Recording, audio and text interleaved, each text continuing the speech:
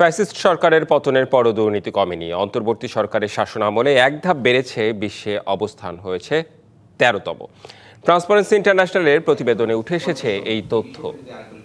সকালে রাজধানীর ধানমন্ডিতে আয়োজিত সংবাদ সম্মেলনে টিআইবি নির্বাহী পরিচালক ডক্টর ইফতেখারুজ্জামান বলেন, ফ্যাসিস্ট পতনের পরও দলবাজি, দখলবাজি বন্ধ করা যায়নি। তিনি অভিযোগ করেন, অন্তর্বর্তী সরকারের দায়িত্ব পালনে স্বচ্ছতার অভাব থাকায় দুর্নীতি সূচকেও উন্নতি হয়নি। দুর্নীতি সূচক সিপিআই ২০২৫ অনুযায়ী বাংলাদেশের স্কোর ২৪, যা ২০২৪-এ ছিল ২৩।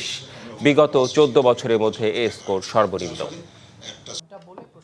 যে সমস্ত দেশগুলো গড় স্কোর যে ৪২, তার তুলনায় কম যে স্কোর পেয়েছে, সেই সমস্ত দেশগুলোকে বিশ্বের ৮০% মানুষের বসবাস, আমরা তার অন্তর্ভুক্ত এবং আমরা তাদের মতো ভেরি সিরিয়াস করাপশন প্রবলেম দ্বারা জর্জরিত।